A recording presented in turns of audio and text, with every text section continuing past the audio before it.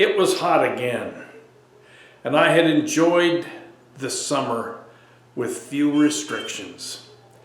I'd made sure that each sprinkler line and each boom were moved and set at the right time, but that was the extent of my duties. The days were filled with things to do and the weather was great. Now we were wearing helmets and pads and in the scorching August sun, sweating buckets. Before and after each practice, we received a salt tablet to replace what we had sweated out. That was the extent of electrolyte technology in those days. Football season two-a-days were designed to get us in shape and to teach us how to run plays as well as defend plays that other teams would be running. I was glad to be part of the winning program, but this was the cost. So we continued to push for that little extra with each rep. We were told that winning happens right here in preseason. If we were physically and mentally prepared, Friday nights would be a lot more fun. Looking back, I can tell you that the coaches were right. It's amazing how winning eases the pains of minor injuries. Doing battle with a different opponent each week kept things interesting. How much effort would it take to best the person across the line?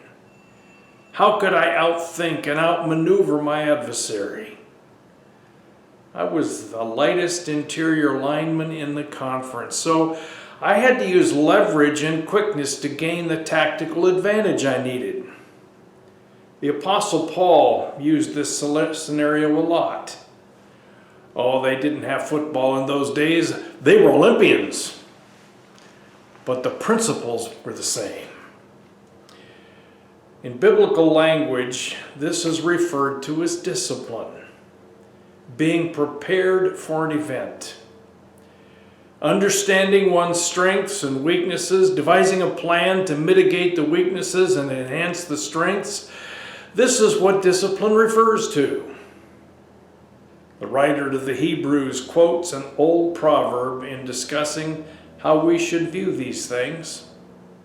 My son, don't make light of the Lord's discipline and don't lose heart when he rebukes you, because the Lord disciplines those he loves, and he chastens everyone he accepts as a son. Endure hardship as discipline. God's treating you as his children, for what children are not disciplined by their fathers? That's Hebrews 12, verses 5 through 7.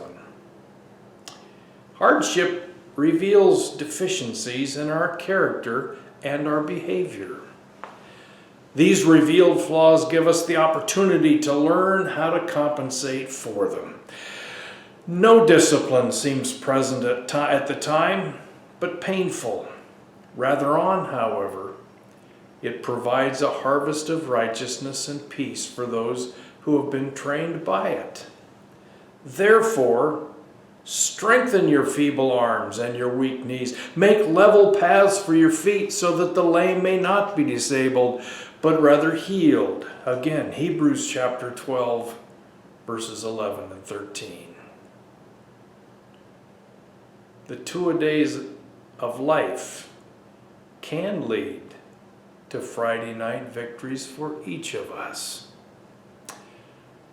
Bye-bye.